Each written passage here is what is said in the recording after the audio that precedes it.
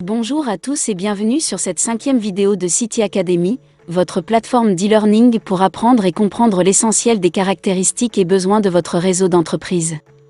Lors de notre précédente vidéo, nous vous avions parlé du réseau LAN. Aujourd'hui, nous poursuivons avec sa version sans fil, le réseau WLAN. Un réseau WLAN, pour Wireless Local Area Network, est donc un réseau informatique qui relie plusieurs équipements comme un réseau LAN, mais de manière sans fil. Les zones d'application sont également les mêmes. En effet, un réseau WLAN est utilisé dans des résidences, des écoles, des universités ou les locaux d'une entreprise. Le réseau WLAN le plus largement utilisé dans le monde est la Wi-Fi, signifiant Wireless Fidelity.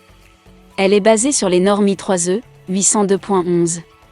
La Wi-Fi utilise deux types de signaux, le signal UHF, pour ultra haute fréquence, qui diffuse à 2,4 GHz, et le signal SHF, pour super haute fréquence, qui diffuse à 5 GHz.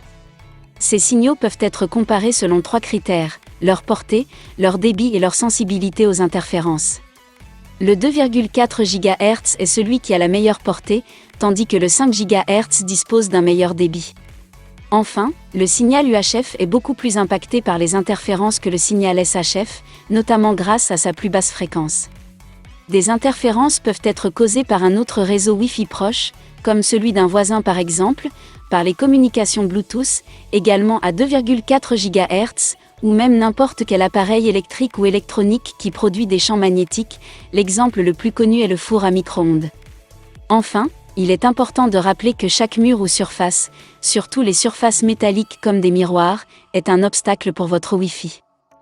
Veillez donc à ne pas enfermer votre source Wi-Fi dans un placard par exemple. Pour résumer sur les utilisations de chacune, la bande 2,4 GHz est parfaite pour consulter ses emails ou surfer sur Internet, et convient aux grands espaces. Elle permet généralement d'avoir du réseau jusqu'à l'extérieur, sur le parking par exemple. La bande 5 GHz est parfaite pour écouter des vidéos en continu, jouer en ligne ou partager des fichiers. Elle convient mieux aux petits espaces et offre plus de stabilité quand le réseau est encombré. Il peut être intéressant d'alterner entre les bandes selon ses besoins afin de profiter au maximum de votre réseau sans fil. Il serait également important d'expliquer l'ensemble des normes Wi-Fi qui existent. Cependant, cela fera le sujet d'une future vidéo.